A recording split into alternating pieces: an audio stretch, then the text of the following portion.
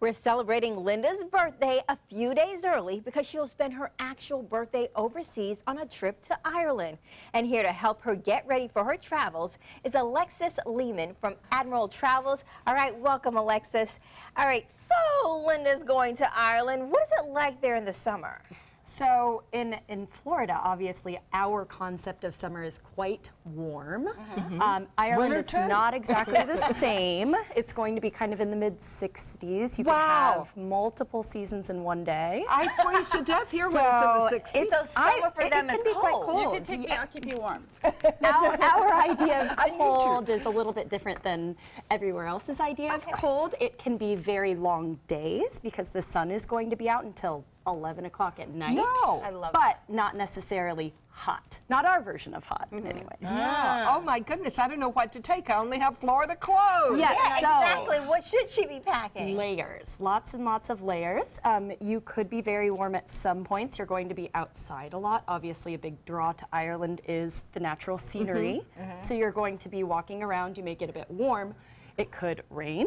But Linda, so I would recommend the rainproof. last time you went on a trip to Africa, you didn't pack appropriate. You were like dressed to the nines everywhere you went. Yes, I wanted to look good for my pictures. So what are you I had to go through all my clothes and say I wore this in the last picture in Africa, so I can't take it to Ireland and make the same pictures. Oh, well, that's just fine as well. There's obviously a great history of aristocracy there, so if you wanted to dress up and be extravagant, I don't think anyone would bat an I do have relatives, ancestors from Ireland and from England, and I guess they didn't always get along. I don't know how mine got together, but here we are. That's really now, interesting. that's how we should dress. That's you.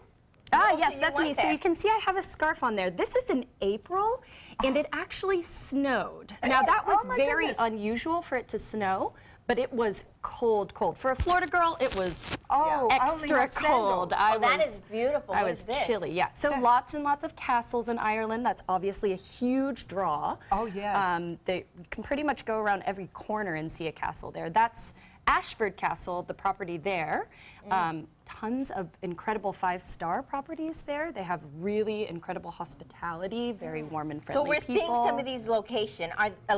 Are they must-see spots, or are there other places we definitely want to send them to? Obviously a big draw, like I said, is the natural scenery, but the Cliffs of Moher was one of my favorite spots because it's so dramatic. Is that it? Is that what I'll see? Huge cliffs, shutting out from the ocean.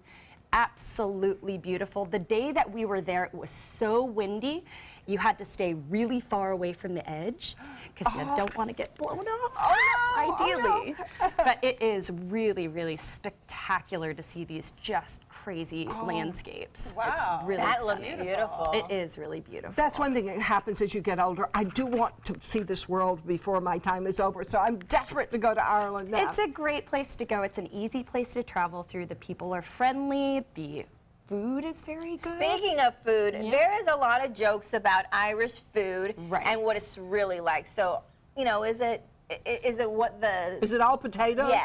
I was trying to find a nice way to say it. That's kind of a funny common misconception and something that I was really surprised by. They've had a big sort of food revolution where everything is about the, food farm to table, very fresh local ingredients. They have vast expanses of green pastures there, so you'll see a lot of lamb. They mostly grow their own gardens, so a lot of the high-end restaurants will have their own garden that they get all of their supplies from, so everything is very fresh, very bright, really innovative culinary scene, so it's fantastic. This photo we're looking at, what is that? That I believe is a fish dish, local fish. Salmon is very popular there, which is one of my favorites. So I believe that was a salmon dish with some sort of a Bernier sauce on there. That looks amazing. Absolutely fantastic food. And one of the best things there is the Irish soda bread. Have you heard of the Irish soda bread? No. So it's they make it in brown and white varietal, but it is light, fluffy, delicious bread. And they have all their fresh butter there that's made right in Ireland. I mean, you could get full on bread alone. Oh, really? You could just This trip sounds amazing. It does. I'm going with my daughter-in-law and my 8-year-old granddaughter, so it's going to be such fun. That'll be really special. And me. She's going to do the wardrobe and the hair. Yes, that's important to have too. Well, thank you so much, Alexis. And now, if you guys are planning a trip and need help, you always can go to Admiral Travel. They have a website and they can give you all of your travel needs.